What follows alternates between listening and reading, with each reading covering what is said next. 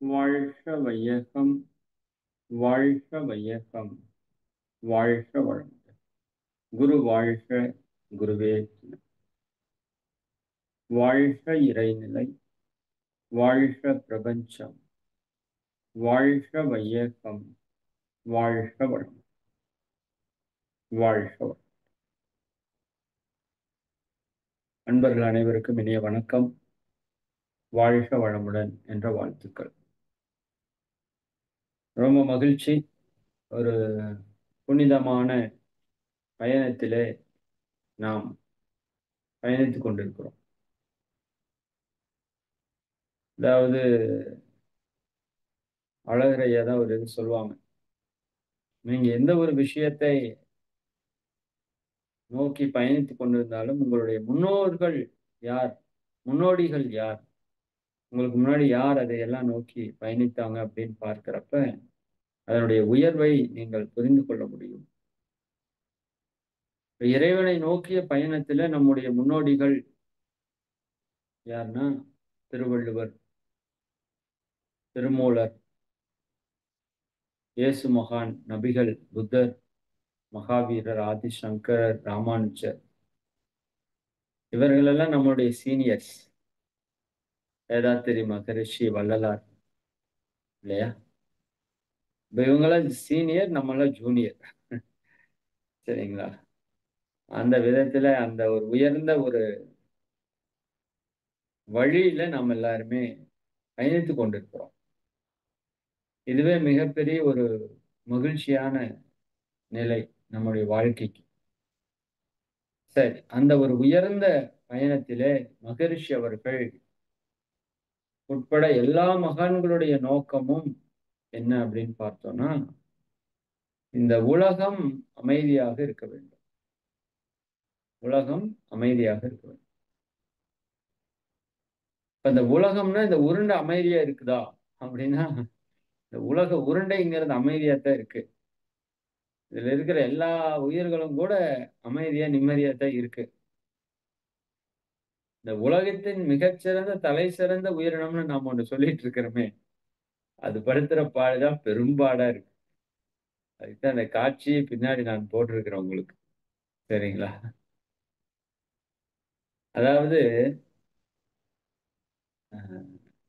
நம்ம எல்லாருமே எப்பவுமே சந்தோஷமா, அமைதியா, மகிழ்ச்சியா வாழணும்னு தானே உலகத்துல இருக்கிற ஒவ்வொருத்தருமே நினைக்கிறோம், இல்லையா? உலகத்துல இருக்கிற 800 கோடி பேருக்கும் என்ன ஒரு ஆசை? எல்லாரும் சந்தோஷமா, அமைதியா, மகிழ்ச்சியா இருக்கணுங்கிறது தான், இல்லையா? அதற்காக நம்ம செய்யக்கூடிய செயல்கள் தான் இந்த உலகம் முழுக்க இத்தனை செயல்களாக நடந்து கொண்டிருக்கிறதுன்னு மகிழ்ச்சி சொல்லுவாங்க. அப்போ அத்தனைக்கும் நாம என்ன சொல்றது? ஆஹ் அத்தனை விஷயங்களையும் நாம செய்து கொண்டிருப்பது நம்ம மகிழ்ச்சியா, சந்தோஷமா இருக்கிறதுக்கு தான். பட் இன்னைக்கு உலகம் மகிழ்ச்சியா, சந்தோஷமா இருக்குதா அப்படின்னு கேட்டா பதில் இல்லைன்னு தான் சொல்லணும். அப்ப இந்த உலகம் அமைதியா இருக்கணும், மகிழ்ச்சியா இருக்கணும் அப்படின்னா என்ன பண்ணணும்னு நான் இந்த மாதிரி எல்லாம் ஒரு சிந்தனை ஒரு மாணவர்கள்கிட்ட பேசிட்டு அவங்ககிட்ட சொன்னப்போ அவன் ஃபைனலா ஒரு விஷயம் சொன்னான். அது உண்மையா கூட தான் தோணுச்சு. ஒரே ஒரு செயல் செஞ்சா அந்த உலகம் அமைதியாயிருங்க சார் அப்படின்னா. சரி, மகரிஷிக்கு மேல ஏதோ யோசிச்சிருப்பானாட்டிருக்கு அப்படின்னு சொல்லி, சரி சொல்லுப்பா அப்படின்னா, ஒண்ணும் இல்ல சார், இந்த உலகத்துல இருக்கிற மனுஷனை மட்டும் அழிச்சிட்டோம்னு வைங்க சார், இந்த உலகம் அமைதியாயிரும் அப்படின்னா. சரி, மனிதனை அழிக்க வேண்டியதில்லை, மனித மனதில் இருக்கிற தீய விஷயங்களை அழித்தால் போதும் அப்படின்னு சொன்ன அப்புறம். சரிங்களா? ஆமா, மனுஷங்கிட்ட இருக்கிற தீய விஷயங்களை, தீய குணங்களை அழிச்சிட்டாலே இந்த உலகம் அமைதியா இருக்கும், இல்லையா? இப்படி மகரிஷி அவர்களை நம்ம ஏதோ ஒரு சாதாரணமாக ஏதோ ஒரு உடற்பயிற்சி, காயகல்பம், தியானம் கொடுத்த ஒரு மகானா நம்ம பார்க்கிறது நம்முடைய அறியாமை என்றுதான் சொல்லணும். அவர் மிகப்பெரிய ஒரு ஞானத்தினுடைய உச்சமாக மகரிஷி இருக்காங்க. ஆக்சுவலா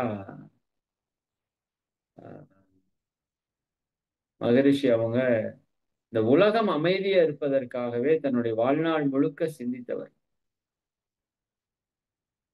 சரிங்களா? அவரு வாழ்க்கையில பல கஷ்டங்களை பட்டு வந்தாரு.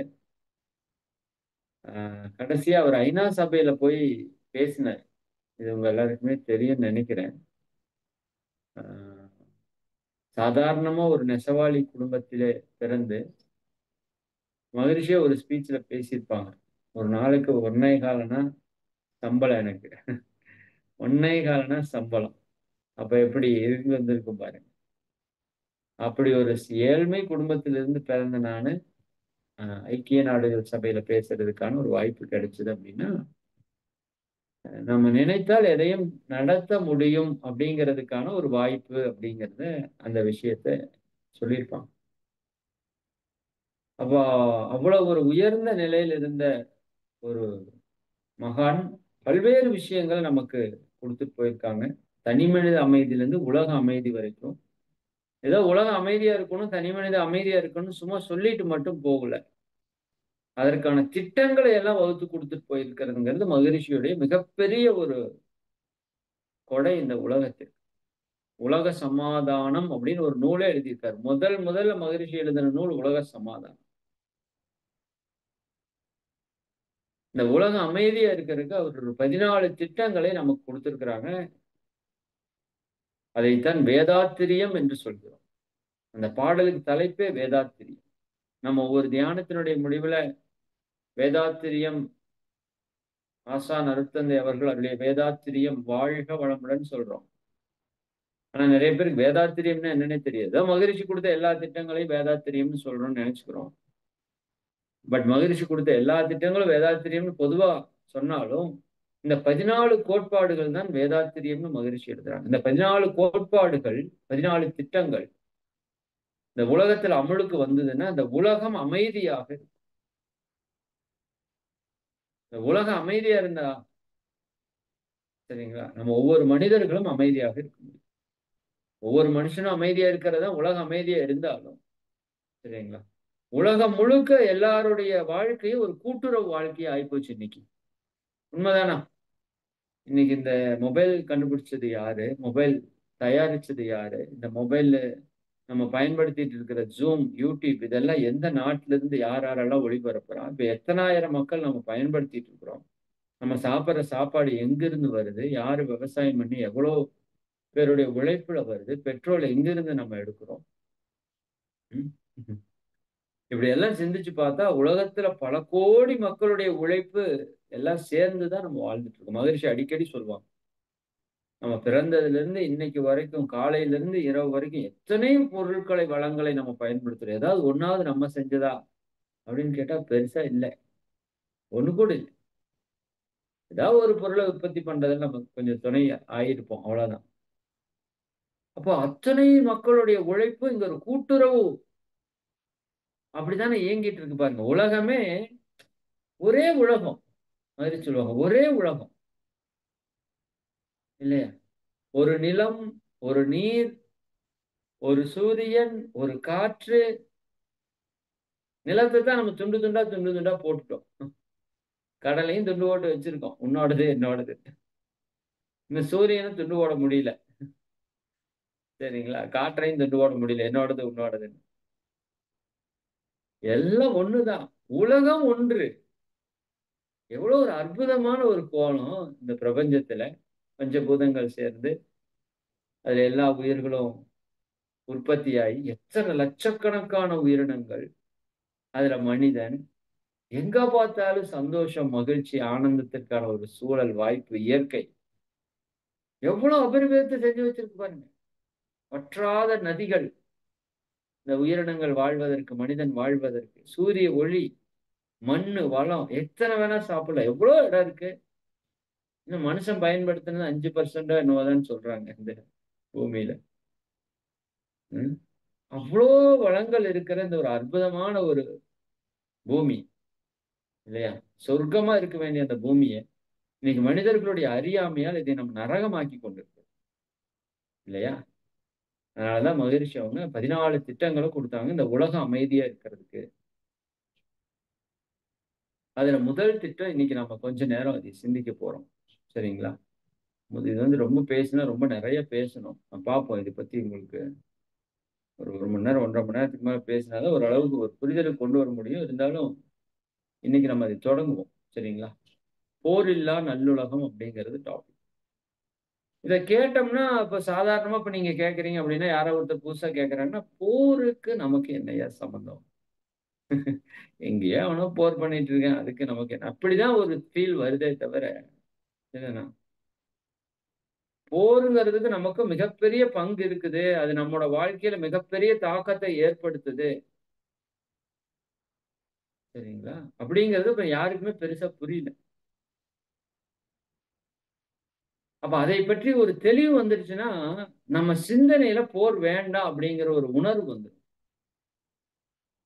ஏன்னா இப்ப போர் வேணுமா? அப்படின்னு ஒரு கேள்வி கேளுங்களேன். உண்மையாலுமே போர் வேணுமா? அதுல நடக்கிற கஷ்டங்கள் எத்தன? அப்பா! சொல்லி மாளாது. சொல்லி மாளாது. கோடிக்கணக்கான மக்கள் 2 உலகப் போர இந்த உலகம் சந்திச்சிருக்கு. முதல் உலகப் போர் 1914ன்னு நெனைக்கிறேன். சரிங்களா? 4 வருஷம் நடக்குது. 2வது உலகப் போர் 39. அது ஒரு 6 வருஷம் நடக்குது. ஒரு 10 வருஷம். இப்ப நெறைய பக்கம் அங்கங்க போர்கள், சின்ன சின்ன போர்களா நடந்துட்டே இருக்கு. லட்சக்கணக்கான மக்கள் செத்துக்கொண்டே இருக்கிறாங்க. முதல் உலகப் போர்ல 2 கோடிக்கு மேல செத்தாங்க. 2ஆம் உலகப் போர்ல 6, 7 கோடி மக்கள் செத்தாங்க. கோடிக்கணக்கான மக்கள். என்னன்னே தெரியாது. இது எப்படி இருக்கும் பாருங்களேன். மகரிஷி அழகா ஒரு விஷயம் சொல்லுவாங்க. அதாவது ஒரு மனுஷனோட உடம்புல ஒரு சின்ன காயம் வந்துச்சுனாலே, நம்ம எப்படி துடிச்சு போறோம். ஒரு பையன் சின்ன கீழ விழுந்துட்டான், அடிபட்டுருச்சு, ஒரு தோல் பிஞ்சிருச்சுனாலே, அவன் என்ன துடிக்கிறான். அவன் சுத்தி இருக்கிற உறவுகள் எல்லாம் என்ன துடிக்கிறாங்க. உடலில் ஒரு சிறு காயமோ, உறுப்புகளில் அடியோ ஒருவருக்கு ஏற்பட்டால், உடன் வாழ்வோர் எல்லாம் கடலுலகில் படும் துன்பம் காண்கின்றோம். பேருலகில். எவ்வளோ பெரிய துன்பத்த அனுபவிக்கிறோம். ஐயோ! ஐயோ! ஐயோ! இல்லையா? ஆனால் கணக்கின்றி கணப்பொழுதில் மக்கள் மடிகின்றார். ஒரு கணப்பொழுதுல லட்சக்கணக்கான பேர் இறந்து போயிடுறாங்களே! இல்லையா? இந்த ஹிரோஷிமா, நாகசாமில குண்டு போட்டது உங்களுக்கு தெரியும்னு நெனைக்கிறேன். 2ஆம் உலகப் போர் 1945 ஆகஸ்ட் 4, 6ன்னு நெனைக்கிறேன். 2 நாள். உலகத்தினுடைய மிகப்பெரிய கருப்பு தினம். ஒரு குண்டு விழுகுது, அணுகுண்டு. அதான் டெஸ்ட் பண்ணுது அமெரிக்கா. சரியா? குண்ட போட்டா 1,00,000 பேர் காணோம். 1,00,000 பேர் இருந்த அடையாளமே தெரியல. யாரு? பச்சை குழந்தைகள், பாலூட்டும் தாய்மார்கள், முதியோர்கள், குழந்தைகள், மாணவர்கள், மாணவிகள். அந்த உஷ்ணம் எவ்வளவு தெரியுங்களா? 72,000 டிகிரி ஹீட் அங்க உற்பத்தி ஆகுது. என்ன ஆகும்? இரும்பு தண்டவாளம் எல்லாம் அப்படியே உருகி நிக்குதாமா. அதனோட வெப்பம் எப்படி இருக்கு பாருங்க அணுகுண்டு. ம். எத்தனை உயிர் இழப்பு, எத்தனை உடல் கை கால் போனது போர்ல. இந்த அமரன் ஒரு படம் வந்தது. பயங்கரமான ஃபேமஸா ஓடிட்டு இருக்கு படம். அது உண்மைதான். அந்த சூழல் உண்மைதான். அப்படி ஒரு ராணுவ வீரர் இறப்பது அப்படிங்கிறது நமக்கு கஷ்டமான ஒரு விஷயம் தான். அப்ப இதுக்கு முற்றுப்புள்ளி என்ன? அந்த பெண்ணுக்கு யார் ஆதரவு வாழ்நாள் முழுக்க? அவங்களுக்கு பிறந்த குழந்தைக்கு அப்பா எங்க வாழ்நாள் முழுக்க? அந்த அம்மா, அப்பாவுக்கு யார் பதில் சொல்லுவா? அவங்க கூட பிறந்தவங்களுக்கு யார் பதில் சொல்லுவா? இல்லையா? இது நம்ம வீட்ல நடந்திருந்தா என்ன ஆகும்? ராணுவத்துக்கு போறத பெருமையாக நம்ம பேசிக் கொண்டிருக்கோம். இது உண்மையாலுமே பெருமையா? இப்ப வேற வழி இல்ல அப்படிங்கிறது வேற. அவங்க நம்மள தாக்குனா நம்ம பாதுகாக்கணும் அப்படின்னு சொல்ற சூழல்ல நம்ம பண்ணிட்டு இருக்கோம். இந்தியாவுக்கு ஒரு மிகப்பெரிய பிரைடு என்னன்னா, இதுவரைக்கும் இந்தியா யார் மேலயும் போர் தானா தொடுத்தது கிடையாது. இது ஆன்மீக பூமி, இது சத்திய பூமி. நாம இங்க பிறந்ததுக்கே பெரிய புண்ணியம் பண்ணி. இவ்வளவு வலிமை இருந்தும், இவ்வளவு வல்லமை இருந்தும் யார் மேல இது வரைக்கும் போர் செய்தது கிடையாது. தானாக போய் வந்ததை தடுத்து ஏதாவது பண்ணியிருப்போமே தவிர, எத்தனை எத்தனை இந்தியா மேல படையெடுப்புகள், போர்கள், அதனுடைய வளத்தை கொள்ளையடிக்கிறதுக்கு. சரி, அப்போ இந்த தேசம் இந்த போர் இல்லாமல் இருப்பதற்கான ஒரு விஷயத்தை சொல்வதற்கு தகுதியுள்ள ஒரு தேசம். அது இங்கிருந்து மகான்கள் சொல்றாங்க, மகரிஷி சொல்றாங்க, இந்த உலகத்துல போர் தேவையா? எத்தனை கை கால் இழந்து வாழ்க்கையே போச்சு, எத்தனை விதவைகள், பெற்றோர்கள், குழந்தைகள், பெற்ற பிள்ளைய போர்ல சாக கொடுத்த குழந்தைக்கு பெற்றோர் மாதிரி அவன் வாழ்க்கையே போச்சு. பெற்றோர் புத்திர சோகம் அப்படிங்கிறது எவ்வளவு பெரிய விஷயம். எத்தனை பேர் இன்னைக்கு அனுபவிச்சுட்டு இருக்கோம். அந்த போர் வேணுமா? எவ்வளவு பொருள் இழப்பு, எவ்வளவு யூஸ் பண்றாங்க தெரியுங்களா போருக்குன்னு. நம்ம ஒவ்வொருத்தரோட சம்பாத்தியத்திலையும் 25% போருக்காகவே போகுது. போருக்காகவே போகுது. நீங்க கொடுக்குறீங்களா கொடுக்கலையோ, நம்ம சம்பாத்தியத்தில் 25% போருக்காக. பல்லாயிரம் கோடி கோடியா பணத்தை போர்ல கொண்டு போய் கொட்டுறோம். தெரியுமா உங்களுக்கு? ராணுவத்திற்கு போர் நடக்கிறப்ப மட்டும் இல்ல, அது மெயின்டைன் பண்ணோம்ல ராணுவத்தை. லட்சக்கணக்கான வீரர்களை நீங்க வந்து எப்பவுமே தயார் நிலையில வச்சிருக்கணும்.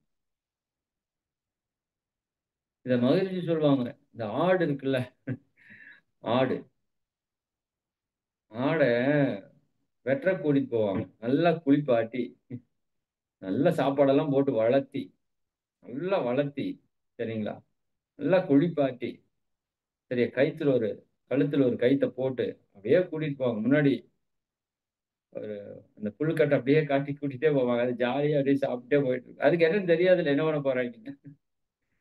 அங்க போய் புல்லுக்களை கீழே போட்டா அது கீழே குமிஞ்சா ஒரே போடு, முடிஞ்சுது. இப்படி ஒவ்வொரு நாட்டிலையும் அங்க இருக்கிற இளைஞர்களை, இளைஞிகளை, அதுதான் சக்தியே, அதுதான் ஆற்றலை, அவங்கள கூட்டிட்டு போய் சோத்த போட்டு வளர்த்தி எதிர் நாட்டு கூட சண்டை போட்டு சாகடிக்கிறமே, இது தேவையா? இது தேவையா? எவ்வளவு பொருள் இழப்பு, எவ்வளவு உயிரிழப்பு இல்லையா? இது தேவையான ஒரு சாதாரண மனுஷன் யோசிச்சாலே சொல்லிடுவார், இது தேவையில்லை. எதுக்கு பேர் சண்டை போட்டுக்கிறாங்க, அடிச்சுக்கிறாங்க, அவனு ரெண்டு பேருக்கு என்ன தகராறு? பங்காளி தகராறா? வாய்க்கா வரம் தகராறா? ஒண்ணும் கிடையாது. இந்த பார்டர்ல எல்லாம் சில நிகழ்வுகள் மனதை உருக்கிற மாதிரி காமிக்கும். இந்த பக்கம் இந்தியன், இந்த பக்கம் பாகிஸ்தான் உட்காந்துருந்தா அவங்களுக்குள்ள என்ன பிரச்சனை இல்ல, ஒண்ணுமே பிரச்சனை இல்லை. கர்நாடகால இருந்து தமிழ்நாட்டுக்கு தண்ணி வரலைங்கிறப்ப நமக்குள்ள இந்த மக்களுக்குள்ள என்ன பிரச்சனை இல்ல. ஒரு கன்னடக்காரர் உங்ககிட்ட வந்து தண்ணி கேட்டா உங்க வீட்டுல வேற கொடுக்க முட்டுருவீங்களா? இல்லையே. ஒரு தமிழர் போய் ஒரு கன்னடால போய் தண்ணி கேட்டா கொடுக்க முட்டுருவாங்களா? இல்லையே. அப்படி யாருமே நம்ம இல்லையே. விரோதி வந்தா கூட தண்ணி கொடுக்கறதுக்கு, நம்மளை கொல்றவன் வந்தா கூட தண்ணி கொடுக்கறதுக்கு தயாரா இருக்கிற ஒரு தேசம். அப்ப இங்க என்னதான் நடக்குது? ஏதோ ஒரு சூது நடக்குது. மக்கள் யாருமே போரை விரும்பல. போர்ல சாகிறது யாருன்னா சாதாரண அப்பாவி மக்கள். அப்படி போர் தான் பண்ணணும்னு பழைய மன்னர்கள் இருக்கிற மாதிரி 2 பேர் நேருக்கு நேர் வாங்கடா மோதிக்கலாம், 2 நாட்டு அரசர்கள் வாங்கடா மோதிக்கலாம். எந்த அரசன் சாகுறானா அவன் தோத்தான்னு வச்சுங்க, அது கூட பரவாயில்ல. ஒரு விதத்துல ஒருத்தனோட முடிஞ்சுது.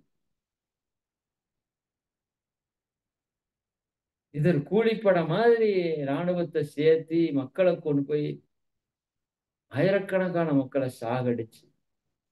இலங்கையில நடந்ததுல உங்களுக்கு தெரியும், அந்த போட்டோவெல்லாம் பார்த்தாலே உங்களுக்கு, எனக்கெல்லாம் அப்போ தூக்கமே வரல. சில நாள் சாப்பாடே சாப்பிட முடியாது.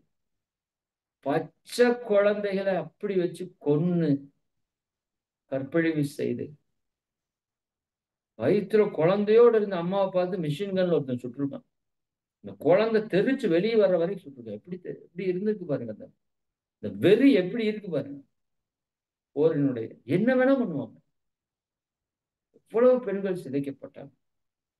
பா, நினைச்சு பார்த்தாலே அப்படியே கஷ்டமா இருக்கு. நாம வாழ்ற பூமிங்க, நம்ம சகோதரருங்க, சக உதிரம்னு சொல்றோம். நம்ம உடம்புல ஓடுற ரத்தம், அங்க உடம்புல ஓடுற ரத்தம் ஒரே ரத்தம். ஏன்னா நம்ம மூதாதையர் ஒண்ணுதான், ஒரே வழிதான். ஒரே வயிற்றிலிருந்து வந்தவர்கள் தான் இந்த உலகத்தில் இருக்கிற அத்தனை பேர். யாதும் ஊரே யாவரும் கேளீர், கேளீர்னு சொந்தக்காரன். சரிங்களா? அப்ப ஒரே குடும்பம் இந்த உலகங்கிறது. அதுல மனுஷனை கொல்றது தேவையா? மகரிஷி அதான் கேட்பார். கணக்கின்றி கனப்பொழுதில் மக்கள் மடிகின்றார், மேலும் பட முடியாத துயரோடு பருவுடலின் உறுப்பு பழ இழந்தும் பதபதைத்தும் துன்பமுறக் காண்போம். இதெல்லாம் பார்த்துட்டு இருக்கிறோமே, நடந்து செல்லும் பிணங்கள் அல்ல நாம். மகரிஷி சொல்றாங்க, நடந்து செல்லும் பிணங்கள் அல்ல நாம், இவற்றை பார்த்து நமது கடமை சேர்ந்து நலம் செய்யாது இருக்கு.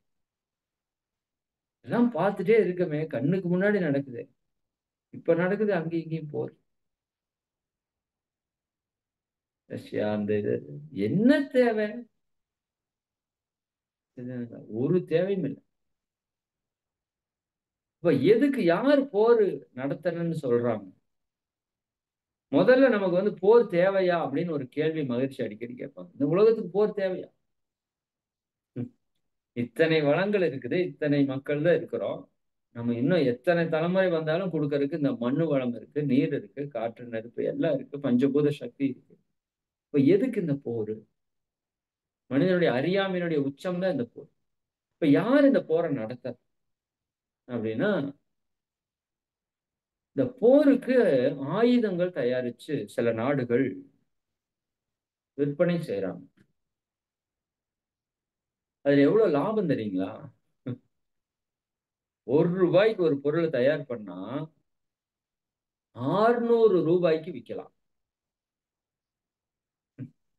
இப்படி ஒரு பிசினஸ் கேள்விப்பட்டிருக்கீங்களா? மகரிஷி கேட்டுட்டு அப்படியே ஷாக் ஆயிருச்சுன்னாரு. ஏன்னா மகரிஷி இது கடும் முயற்சி எடுத்தார். ஏன்னா அவர் 2 உலக போரை கண்ணுல பார்த்திருக்கார். 2ஆம் உலக போர் அவர் மிகப்பெரிய பாதிப்பை ஏற்படுது. சாதாரண மனுஷனுக்கே இவ்வளவு பாதிப்பு ஏற்படுதுன்னா ஒரு ஞானிக்கு எவ்வளவு பெரிய பாதிப்பு ஏற்படுது. உலகத்தில் இருக்கிற எல்லாருமே அவரோட குழந்தையா பாக்குறப்ப அவருக்குள்ள மிகப்பெரிய ஒரு பாதிப்பு. இந்த உலகம் நல்லா இருக்கணும்னு சொல்ற ஒரு மனுஷன்ட்ட, ஒவ்வொரு மனுஷனும் வாழணும்னு பயிற்சி, மகிழ்ச்சியா வாழணும், இன்பமா வாழணும்னு பயிற்சி கொடுத்த மகான்கிட்ட இப்படி கொடுமையா சாகுறாங்களேன்னு அவருக்கு அவ்வளவு கஷ்டம். முதல் நூலே உலக சமாதானம் தான். சொல்றாரு பாரு, நடந்து செல்லும் பிணங்கள் எல்லாம் நாம் இதையெல்லாம் பார்த்துட்டு சும்மா இருக்கு, நம்மளுடைய கடமையை நம்ம செய்யணும். ஒரு திட்டம் வகுக்கிறார், இந்த போரை ஒழித்தே ஆகணும். யார் போர் பண்றாங்கன்னு பாக்குறாரு. இந்த போர் கருவிகள் விற்பனை பண்றாங்க. அதுதான் மகரிஷிக்கு அப்புறம் பின்னாடி தெரியும் ஏன் அந்த போர் நேரத்துல கடும் முயற்சி பண்றாரு மகரிஷி. ஐக்கிய நாடு சபைகள்ல போய் பேசுறாரு, யுனைடெட் நேஷன்ல கமர்ஷியா ஃபீல்டுல அந்த அரங்கத்துல 180 நாடுகள் இருக்கிற இடத்துல மகிழ்ச்சி பேசுறாரு. இந்த போர் நமக்கு தேவையில்லை, இதனால் பல இழப்புகள் இந்த சமுதாயத்தில். போருக்கு ஒதுக்குற பணத்தை மட்டும் ஒவ்வொரு நாடும் தன்னோட நாட்டினுடைய வளர்ச்சிக்கு ஒதுக்குச்சுன்னா ஒரே ஆண்டுல எல்லா நாடும் எல்லா வளமும் இருக்கிற நாடாது. இங்க வறுமை என்பதே இருக்காது, வறுமையே கிடையாது. இப்ப யாராச்சும் பணம் கொடுத்தா வாங்குறாங்கல்ல, நீங்க அந்த போரை மட்டும் நிறுத்தி எல்லாத்தையும் மக்களுக்கு கொடுத்துட்டீங்கன்னா பணம் கொடுத்தா கூட ஒருத்தர் வாங்கணும், எனக்கு போதும்பா இருக்குதுன்னு. அதை கல்வியில் ஒதுக்குனா எவ்வளவு ஒரு பெரிய வளர்ச்சி. ஏழை மக்களுடைய வாழ்வாதாரத்துக்கு ஒதுக்குனா எவ்வளவு வளர்ச்சி. மகிழ்ச்சி இதுக்கெல்லாம் ஒரு திட்டம் போடுறாங்க. இது யார் மூலமா தடுக்க முடியும் அப்படின்னா ஐக்கிய நாடுகள் சபை, யுனைடெட் நேஷன், அது மூலமா தான் தடுக்க முடியும். ஏன்னா அதுதான் உலகத்துக்கு இருக்கிற ஒரு பொது சபை. அதுல 2 அமைப்பு இருக்கு, பொதுன்னு ஒண்ணு இருக்கு, பாதுகாப்புக்குன்னு ஒரு அமைப்புன்னு ஒண்ணு இருக்கு. இந்த பாதுகாப்பு அமைப்பு தான் இதுக்கான பொறுப்பு உலக நாடுகள் முழுக்க. ஆனா அதுல இருக்கிற அந்த 180 நாடுகளையும் மகிழ்ச்சி பேசுறாரு, அற்புதமான திட்டம்னு எல்லாம் சொல்லிட்டாங்க. மகிழ்ச்சி அந்த இதை கொடுக்கிறார் படிவம். ஆனா அவங்க என்ன சொல்றாங்க, நீங்க தனி மனிதரா இதை கொடுக்கறத ஏற்றுக்கொள்ள முடியாது, உங்க நாட்டினுடைய சார்பா தலைவர்கள் மூலமா அனுப்புங்கன்னு சொல்லி மகிழ்ச்சி இங்க ரிட்டர்ன் வர்றாங்க. வந்து இங்க இருக்கிற பிரைம் மினிஸ்டர் மூலமா இதை அனுப்பலான்னு ஒரு முயற்சி பண்றாங்க. அது சக்சஸ் ஆகல. அடுத்த வருஷம் அங்க போறாங்க. அங்க போறப்ப அது அந்த கை கிடைக்கல. இங்க இருக்கிற பிரைம் மினிஸ்டர்ஸ் வாங்கி வச்சுக்கிறாங்க. சூப்பரான திட்டம், அருமையான திட்டம்னு வாங்கி வச்சுக்கிறாங்க. பட் செயலுக்கு வரல. மறுபடியும் அடுத்த ஆண்டு மகரிஷி அங்க போய் அத பற்றி விசாரிச்சு ஃபாலோ பண்றாங்க. அங்க வரல. மறுபடியும் வந்து இங்க வந்து மறுபடியும் அகைன் பிரைம் மினிஸ்டர் பார்த்து இந்த திட்டத்த குடுக்குறப்போ, அவரும் மிகப்பெரிய திட்டம் இது நம்ம பண்ணியே ஆகணும்னு எல்லாம் பேசுறாங்க. பட் செயலுக்கு வரல. 3வது வருஷம் மகரிஷி போய் வந்துட்டுதான்னு கேட்கிறாரு. எதுவும் வரல. ஒரு தனி மனிதன் எவ்வளவு உழைப்பு பாருங்க. 3வது முறையும் பயணத்துல கேட்கிறாங்க. இல்ல வரல. அப்ப என்ன பண்ணலாம்? உலகத்துல 10 நாடுகளுக்கு மேல இருக்கிற ஒரு அமைப்பின் மூலமாக இந்த திட்டத்தை நீங்க அனுப்பலாம் அப்படின்னு சொன்னப்போ, அன்னைக்கு நம்மளுடைய சங்கம் வந்து 6, 7 நாடுகள்ல தான் இருந்திருக்கு. அப்ப வேற எந்த அமைப்புல எடுக்கலாம் அப்படின்னு சொல்றப்போ, நம்ம அரிமாஸ் சங்கத்தின் மூலமாக இந்த செய்திய வந்து யுனைட்டட் நேஷனுக்கு அனுப்புறோம். அப்பவும் அங்க ஒண்ணும் பெரிய ரிசல்ட் வரல. 4வது முறை மகரிஷி முயற்சி பண்ணார். அப்ப பெரும் முயற்சி செய்து, இங்க ஒரு போட்டோ உங்களுக்கு நான் எல்லாருக்கும் ஷேர் பண்றேன். ம். அது வந்து ஒரே நிமிஷம்.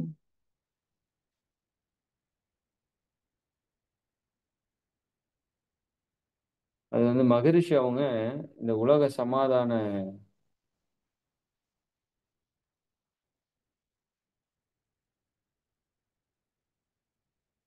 இந்த இதை வந்து ஆ,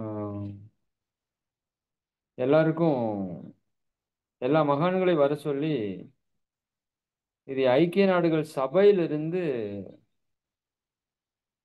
ஒரு மெம்பர் அங்க இந்தியாவுக்கு வர சொல்லி அவங்க அவங்க கையில இந்த திட்டத்தை மகரிஷி அவங்க கொடுத்திருப்பாங்க. இது 1990ல வேர்ல்டு கான்ஃபரன்ஸ் அப்படின்னு ஒரு ஆஹ், நிகழ்வு ஆழியார்ல நடந்தது. அதுல பல மத தலைவர்கள் வந்து கலந்து கொண்டு ஒரே நிமிஷம். நீங்க நிறைய பேர் பார்த்துருக்கிறதுக்கு வாய்ப்பு இருக்கு. இந்த போட்டோ நான் உங்களுக்கு காமிக்கிறேன். இதுல பல மதங்களுடைய அஹ்,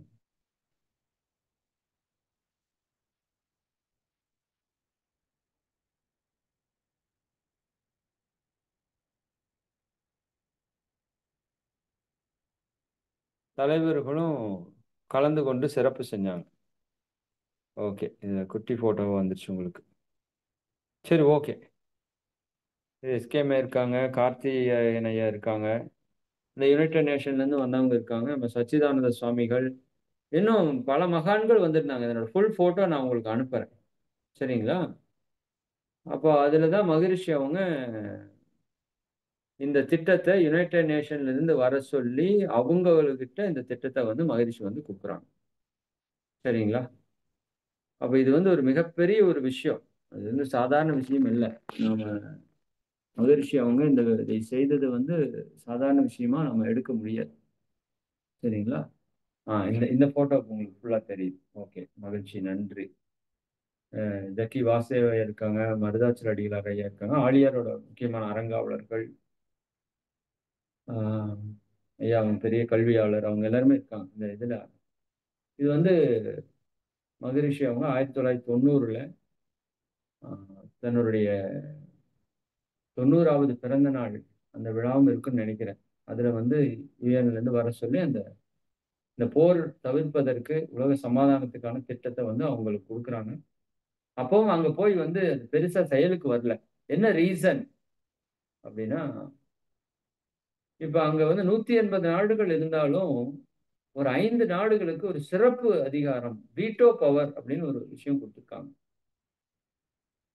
இந்த 5 நாடுகளும் தான் வந்து பாத்தீங்கன்னா சைனா, ரஷ்யா, அமெரிக்கா, ஆஹ், பிரான்ஸு, அப்புறம் ஒரே நிமிஷம் நோட் பண்ணி கூட வச்சேன் நான். ரொம்ப முக்கியம். ஒரு 5 நாடுகளுக்கு ஒரு சிறப்பு அதிகாரம் வந்து அந்த ஐநால வந்து அவங்க வந்து ஏற்பாடு பண்ணியிருக்காங்க. சரிங்களா? England, United kingdom, United states, Russia, France, China. இந்த 5 நாடுகளும் தான் வந்து வீட்டோ பவர் கையில வச்சிருக்கு. இந்த வீட்டோ பவர்னா என்னன்னா, இப்ப ஐக்கிய நாடுகள் சபையில எல்லாருமே வந்து ஆலோசனை குடுக்கலாம். நெறைய திட்டங்கள். உலகம் முழுக்க நல்லா இருக்கிறதுக்கான திட்டங்கள். அந்த திட்டங்கள்ல இந்த 5 நாடுகள்ல ஏதோ ஒரு நாடு வேண்டான்னு சொன்னாலும், அந்த திட்டத்தை செயல்படுத்த முடியாது. மிச்சம் 179 நாடு ஒண்ணு ஓகே பண்ணிருச்சு. இந்த 5 நாடுல ஒரு நாடு ஒண்ணு வேண்டாம், இது வேண்டாங்க அப்படின்னு சொன்னா, அந்த திட்டத்த நீங்க அமல்படுத்த முடியும். இது எந்த விதத்தில் நியாயம்? ஒரு 5 நாடுகள். இந்த 5 நாடுகள் என்ன பண்ணுது? இவங்க தான் வந்து ராணுவ கருவிகள உற்பத்தி பண்ணி உலகம் முழுக்க சேல்ஸ் பண்றாங்க. அப்ப இவங்களுக்கு என்ன வேணும்? இவங்க வாழ்வாதாரமே எதுல தான் இருக்கு? இந்த போர்ல தான் இருக்கு. போர் போச்சுன்னா அந்த நாட்டுக்கு பெரிய வருமானமே கிடையாது. ஏன்னா ரூ. 1 தயாரிக்கிற பொருள ரூ. 600 விக்கலாம். எவ்வளவு பெரிய கொள்ளைன்னு சொல்றது. இல்லையா? இருக்கிற கொள்ளையிலே மிகப்பெரிய கொள்ளை இதுதான். அதுல ரூ. 300 50% அந்த நாட்டுக்கு குடுத்துறணும். இப்ப யார் வேண்டான்னு சொல்லுவா? ரூ. 1 தயாரிக்கிற பொருள ரூ. 600 விக்கலாம் நீங்க. விக்கலாம். அதுல ரூ. 300 அந்த நாட்டுக்கு குடுத்துறணும். இன்னொரு ரூ. 300 இருக்குல்ல? அந்த ரூ. 300ல ஒரு ரூ. 75 25% எந்த நாடு வாங்குதோ அந்த நாட்டினுடைய அரசியல் தலைவர்களுக்கு அது அனுப்பப்படுகிறது. இப்ப யாரு வாங்குறது நிறுத்துவா? நீங்க நம்ம நாட்டுக்கு ஒரு ரூ. 1 கோடி ஒரு பொருள் வாங்குறீங்கன்னா, உங்க பேங்க்குக்கு ரூ. 25,00,000 வருதுன்னா, யார் நிறுத்துவா வாங்குறத? பணத்துல செலுத்தணும், ஆதிக்கம் செலுத்தணுங்கிறவங்க யாருமே நிறுத்த மாட்டாங்களே. அப்ப எந்த நாடு இதையெல்லாம் தூண்டுதோ, அந்த நாடுகள் எதெல்லாம் லாபம் பார்க்கிறதோ, அந்த நாடுகளால தான் அந்த போரே நடக்குது. அவங்க தான் தூண்டுறாங்க. சரிங்களா? அப்ப அந்த போர் யாருக்கு லாபம்? அந்த போர் தளவாடங்கள் செய்யக்கூடிய நாடுகளுக்கு அது லாபமாக தெரிகிறது. உண்மையிலே அது லாபம் இல்ல. அது இந்த சமுதாயத்திற்கான ஒரு மிகப்பெரிய அழிவு. இல்லையா? அப்ப இவ்வளவு ஒரு கொடுமையான ஒரு போர், எவ்வளவு பொருள் இழப்பு, ஒரு நாட்டினுடைய அத்தனை வளங்களையும் அழிக்கிறோமே இந்த போருக்காக, இது தேவையா? அப்படின்னு மகரிஷி சிந்திக்கும்போது, இது தேவையில்லைன்னு சொல்லி மகரிஷி கடும் முயற்சி பண்ணி இதுக்கு திட்டமெல்லாம் அனுப்பிச்சிருக்காங்க. அப்போ இது வந்து நம்ம யோசிக்கலாம். நாம சொல்லி இதெல்லாம் என்ன சார் ஆகப்போகுது அப்படின்னு. இப்படி நினைக்காதீங்க தயவு செய்து. நான் மறுபடியும் அதான் சொன்னேன். சாதாரண ஏழை குடும்பத்துல பிறந்த ஒருத்தர் ஐநா சபையில போய் பேசி ஐக்கிய நாடுகள் சபையிலிருந்து ஒருத்தர் வந்து இது வாங்க வைக்க முடியுமா? நடக்கும். சரிங்களா? நம்ம நம்பணும். நம்ம மனிதர்கள் மனதில இந்த சிந்தனை நிறைய வரணும்னு மகரிஷி சொல்றாங்க. இப்போ முதல்ல சதின்னு ஒரு திட்டம் இருந்தது. தெரியும் இல்லையா உங்களுக்கு? ஒரு ஆண் இறந்தா ஒரு பெண்ண அந்த நெருப்புலயே தள்ளி விட்டுறது. எவ்வளவு நல்லவனுக்கு பார்த்தீங்களா? எப்படிதான் இருந்திருக்கானுன்னு எனக்கே புரிய மாட்டேங்குது. இந்த ஹிட்லரு, இந்த முசோலினி, இந்த இடியமின்னு இவங்க வரலாறுலாம் படிச்சீங்கன்னா, ஐயோ! அப்படி மிருகம் கூட அப்படியெல்லாம் இருக்காதுங்க. அப்படி ஒரு மிருகத்தை நீங்க பார்த்திருக்கவே முடியாது. அப்படி ஒரு மிருகத்தன்மை மனுஷனுக்குள்ள இருக்கு. மிருகம்னால சொல்லவே கூடாது. மிருகத்தை எல்லாம் அப்படி கம்பேர் பண்ணக்கூடாது. அப்ப அவ்வளவு ஒரு கொடுமைகள் இந்த போர்ல வந்து நிகழுது. அப்ப இந்த போர் தேவையா? அப்படின்னு கேட்டா நிச்சயமா தேவையே இல்லை அப்படிங்கிறது தான் நம்ம எல்லாரோட ஒரே கருத்தா இருக்கு. அப்ப இந்த சதிங்கிற ஒரு திட்டம். அதுல என்ன பண்ணணும்? ஆண் இறந்துட்டு அவர நெருப்பு மூட்டுறாங்கன்னா, அந்த நெருப்புக்குள்ள அந்த பெண்ண தள்ளி விட்டு கொல்லணுமா. அப்பா! அதையெல்லாம் பண்ணியிருக்கானுங்க பாருங்களேன். இந்த தேசம்ங்கிறோம், இந்திய தேசங்கிறோம். அதுல என்ன வேலையெல்லாம் பார்த்திருக்கானுங்க பாருங்க. ம். சரி. அப்போ அந்த சட்டத்த வந்து யாரோ ஒரு ஆங்கிலேயர் வந்து அந்த அந்த சட்டமே இல்லாம பண்ணிட்டாரு. சரிங்களா? சட்டம் இல்லாம பண்ணிட்டாரு. அதுக்கப்புறம் அப்படி சாகடிக்க முடியாதுன்னு சட்டம் கொண்டு வந்துட்டாங்க.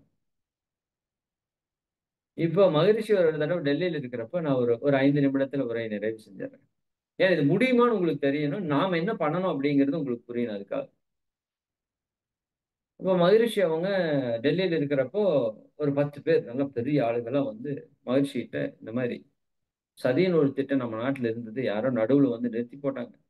இப்ப நம்ம சுதந்திர இந்தியா ஆயிடுச்சு. இனி நம்ம அதை தொடங்கலாம். 10 பேர் ஆம்பளை. பெரிய ஆளு. தொடங்கலாம் அப்படின்னு நாங்க கேட்டோம். சரி, ஒரு நல்ல அறிஞர், ஞானி யாரோ ஒருத்தர்ட்ட ஒப்புதல் வாங்கிட்டு வாங்க. இதை அமல்படுத்திடலாம்ன்னு சொல்லி சொன்னாங்க. எங்களுக்கு தெரிஞ்ச ஒருத்தர் நீங்க பக்கத்தால நீங்க இருக்கீங்கன்னு உங்கள பார்க்கறக்கு வந்தோம். மகரிஷிக்கு எப்படி இருக்கும்?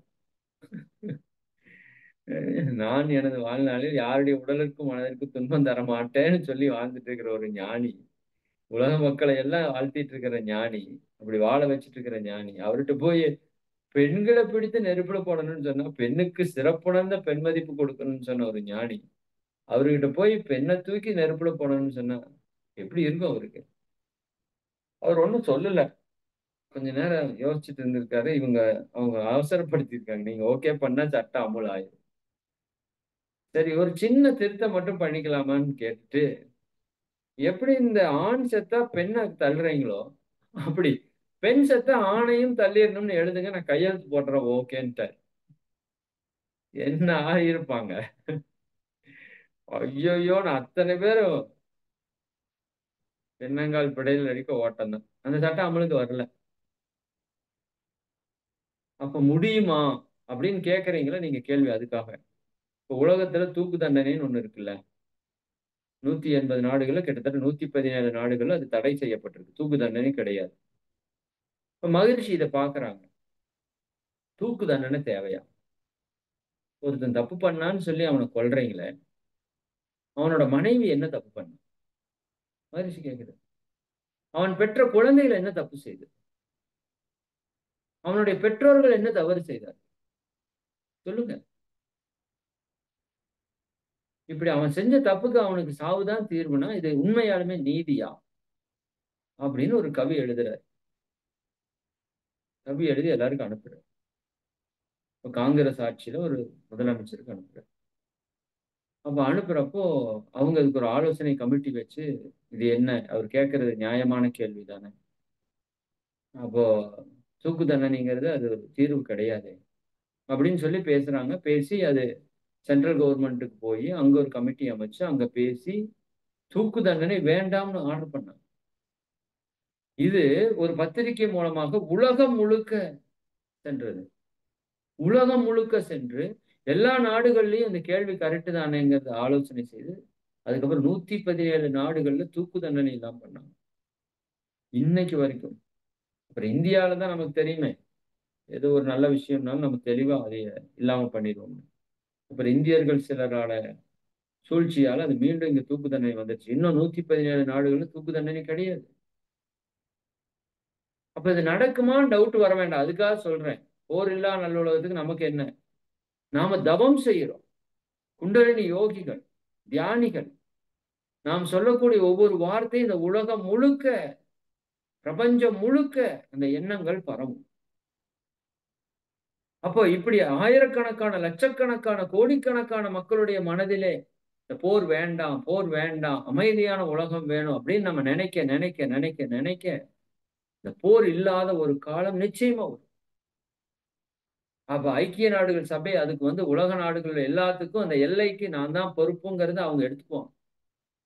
இங்க இருக்கிற ராணுவத்தை எல்லாம் கலைச்சு மக்களுடைய நலப்பணிக்காக விட்டோம்னா இந்த நாட்டுல எவ்வளவு வளம், எவ்வளவு உற்பத்தி, சரிங்களா? எவ்வளவு செலவு மிச்சம். அவ்வளவு அற்புதமான ஒரு வளம் இருக்குது நம்ம கையில. இந்த போரை ஒழிச்சா போதும். போர் தேவையே இல்லை. இன்னும் பல்வேறு விதங்களிலே துன்பத்தை கொடுக்கிறது. இந்த போர்னால எவ்வளவு கொடுமைகள் நடக்குதுங்க. ஐயோ! சாதாரணமா அதையெல்லாம் நம்ம சொன்னாலே மனசுக்கு அவ்வளவு ஒரு வேதனையா இருக்கு. அப்ப அவ்வளவு கொடுமையான இந்த போர் தேவையான மகரிஷி போரே தேவையே இல்லைன்ட்டாரு. நமக்கு சாதாரண மனுஷன் அறிவுல யோசிச்சாலே தெரியுதே. கத்தி எடுத்து கைய வெட்டினா எவ்வளவு கஷ்டமா இருக்கு. கை இல்ல, கால் இல்ல, கண் இல்ல, உடம்புல பகுதி உறுப்பு இல்ல, உயிர் போயிருச்சு. அசோகர் அந்த இதை பார்த்துதான் அந்த போர் வேண்டான்னு சொன்னாருன்னு சொல்லுவாங்க. லட்சக்கணக்கான மக்கள், ஆயிரக்கணக்கான மக்கள் காலங்காலமா அந்த போரை பண்ணி பண்ணி வந்திருக்கிறோமே. ஒரு நாள் மாண்டவர்கள் தான் எத்தனை, மண்ணுக்காக, பெண்ணுக்காக, பொண்ணுக்காக எத்தனை போர்கள். அறிவுடைய ஒருத்தன் போர் வேணும்னு சொல்ல மாட்டான். அதான் உண்மை. அப்ப இது நம்ம மனசுல வைக்கணும். அப்ப காலையில எந்திரிச்சோடனே மகிழ்ச்சி என்ன சொல்லுவாங்க, அந்த வையகத்தை நினைத்து வாழ்க வையகம், வாழ்க வையகம், வாழ்க வளமுடன் 10 தடவை வாழ்த்து. இந்த வையகம் அமைதியா, மகிழ்ச்சியா, ஆனந்தமா இருக்கிறதா நினைச்சு வாழ்த்து.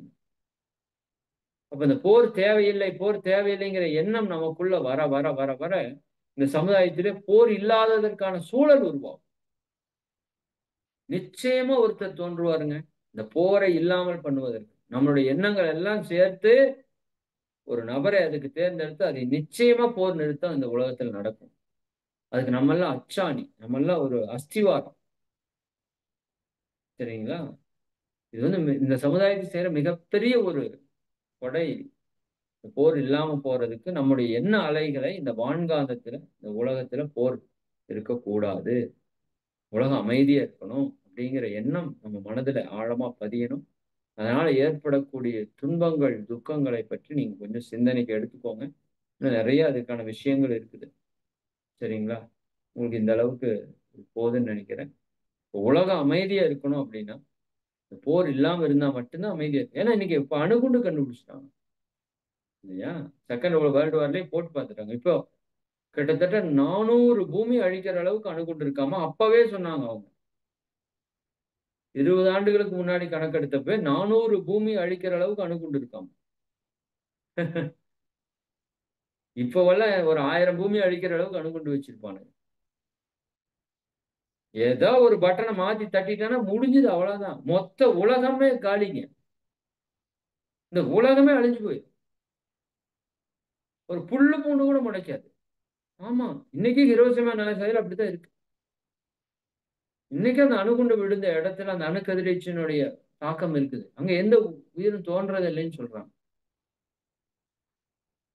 டெஸ்ட் பண்ண ஒரு சின்ன அணுகுண்டனோட விளைவு இவ்வளவுனா, இருக்கிறவங்க எல்லாம் ஏதாவது தெரியாம பைத்தியக்கார மாதிரி எவன் ஒண்ணு தட்டிட்டேன்னு வச்சுக்கோங்க, உலகமே அழிஞ்சு போயிடும். எவ்வளவு பெரிய பாதிப்புல அமர்ந்துட்டு இருக்கணும் தெரியுங்களா? சரிங்களா? அதெல்லாம் தெரியல நமக்கு. நம்ம ஏதோ ஒரு சேஃப்டியா ஒரு இடத்துல உட்கார்ந்துட்டு இருக்கிறோங்கிறத நினைக்கிறோம். அப்படி இல்லை. இந்த பக்கம் இலங்கையில நடந்தது இந்த பக்கம் தமிழகத்துல நடக்கிறதுக்கும் இந்தியாவில நடக்கிறதுக்கும் ரொம்ப நேரம் ஆயிராது. புரியுதா இல்லைங்களா?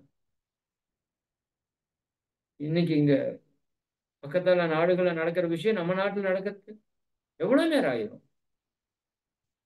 சரிங்களா? அப்போ நம்ம எல்லாருமே ஒரே குடும்பம்ங்கிறத நம்ம முதல்ல புரிஞ்சுக்கணும். நம்முடைய சகோதர சகோதரிகள் எங்கேயோ துன்பப்படுவது, அந்த துன்பம் நம்மளையும் தாக்கும். அதுக்கு நமக்கும் பங்கு இருக்கு. இந்த உலகத்துல வாழ்ந்துட்டு இருக்கிற எல்லாரோட உழைப்புல நம்ம வாழ்றோம். சரிங்களா? அப்ப எல்லாரும் நல்லா இருக்க வைக்க வேண்டிய நம்மளோட பொறுப்பு, கடமை. அப்ப அதற்கான நம்மால முடிஞ்ச சேவை. அப்ப இந்த தத்துவத்தை எல்லாருக்கும் தெரிய வைக்கணும். இந்த போர் இருக்கிறது தேவையில்லை அப்படின்னு இப்ப நீங்க ஒரு 500 பேர் 1000 பேர் தெரிஞ்சுக்கிறீங்கன்னா உங்க மனதுல விதைக்கிறோம் பாருங்க. இதுதான் நம்ம எல்லாரும் செய்யணும். இப்ப நான் ஒருத்தருக்கு சொல்றேன், நீங்க ஒரு 1000 பேர் தெரிஞ்சுக்கிறீங்க. நீங்க 1000 பேர் 1000 பேருக்கு சொன்னா 1 கோடி பேர் ஆச்சா? 10 லட்சம் பேர் ஆச்சு. சரிங்களா? அந்த 10 லட்சம் பேர் 1000 பேருக்கு சொன்னா 100 கோடி பேர் ஆச்சு. அந்த 100 கோடி பேர் 1000 பேருக்கு சொல்றதுக்கு வழி இல்லை. 100 கோடி பேர் ஆளுக்கு 10 பேருக்கு சொன்னாலே போது 1000 கோடி பேருக்கு. அவ்வளவுதான். உலக மக்கள் எல்லாரும் சேர்ந்து போர் வேண்டாம்னு மனசுல நினைச்சிட்டாங்கன்னா இந்த போர் இருக்க அவங்களுக்கு தெரியல. போர் நல்லதுன்னு வேற நிறைய பேர் நினைச்சிட்டு இருக்காங்க. இந்த அமரன் படம் பார்த்துட்டு ராணுவம் பெருசு, ராணுவம் நல்லது. ஒரு விதத்துல அது நல்லதுதான். எதிரில இருந்து நம்ம காப்பாத்துறாங்க, அது உண்மைதான், இல்லைன்னாலும் சொல்லல. பட் எல்லா நாடுகளும் சேர்ந்து ஓருலக ஆட்சி வந்துருச்சு அப்படின்னா இந்த சண்டையே தேவையில்லையே, உயிரிழப்பே தேவையில்லையே, இந்த வலி வேதனை தேவையே இல்லையே. இது நிச்சயமா உலகத்துல நிகழும். அதுக்கு நாமெல்லாம் ஒரு துவக்கமாக இருக்கிறோம். நிச்சயமா உங்களுக்கு தெரிஞ்சவங்க எல்லாத்துக்கும் இந்த சிந்தனை குழந்தைகள்ல இருந்து இந்த சிந்தனை வந்து ஷேர் பண்ணுங்க, எல்லாத்துக்கும் பகிர்ந்துக்கோங்க. இதான் மகிழ்ச்சி சொல்லுவாங்க. நம்ம அறிவுல ஒரு விஷயம் போச்சுன்னா அது பிரபஞ்சம் முழுக்க பரவி நின்னு அது வேலை செய்யும்னு சொல்லுவோம். சரிங்களா? அதனால நிச்சயமா போரை இல்லாம பண்றதுக்கு நிறைய அமைப்புகள் செயல்படுறாங்க. மகிழ்ச்சி ஒரு அற்புதமான திட்டம். ஐக்கிய நாடுகள் சபை இப்படியெல்லாம் நடக்கணும். அது முழு இன்சார்ஜ் எடுத்துக்கணும். எல்லா நாடுகளுக்கும் எல்லை பொறுப்பு அதை எடுத்துக்கணும். ராணுவ வீரர்கள் எல்லாம் வந்து அவங்கவங்க நாட்டுக்கு நல்லது செய்யறதுக்காக பயன்படுத்தணும் அப்படிங்கிறது நிறைய திட்டங்கள வகுத்து குடுத்துருக்காங்க. அதனால இது ஒரு மிகப்பெரிய ஒரு விஷயம். மகிழ்ச்சி இந்த உலகத்துக்கு கொடுத்த கொடை. இந்த 14 திட்டங்கள். அத பற்றி ஒவ்வொன்னா நம்ம தொடர்ந்து பார்ப்போம். சரிங்களா? சரி. மிக்க மகிழ்ச்சி. அனைவருக்கும் நன்றி. உங்க எல்லாரையும் வாழ்த்தி நம்ம நிறைவு செய்வோம். அருட்பேராற்றல் கருணையினால் நீங்களும் உங்கள் அன்பு குடும்ப உறுப்பினர்கள் அனைவரும் உடல் நலம், நீளாயுள், நிறை செல்வம், உயர் புகழ், மெய்ஞானம் ஓங்கி இறை உணர்வு, அறநெறி, கல்வி, தனம், தானியம், இளமை, வலிவு, துணிவு, நன்மக்கட்பேறு, அறிவிலுயர்ந்தோர் நட்பு, அன்புடைமை, அகத்தவம், அழகு, புகழ், மனித மதிப்புணர்ந்து ஒழுகும் பண்பு, பொறுமை எனும் பேறு 16ம் பெற்று பெருவாழ்வு வாழ்க. வாழ்க வளமுடன், வாழ்க வளமுடன். உலக மக்கள் அனைவரும் வாழ்க வளமுடன். உலக உயிர்கள் அனைத்தும் வாழ்க வளமுடன். வாழ்க வளமுடன். மிக்க மகிழ்ச்சி நண்பர்களே. ரொம்ப சந்தோஷம். இப்போ ஒரு அறிவிப்பு மட்டும் உங்களுக்கு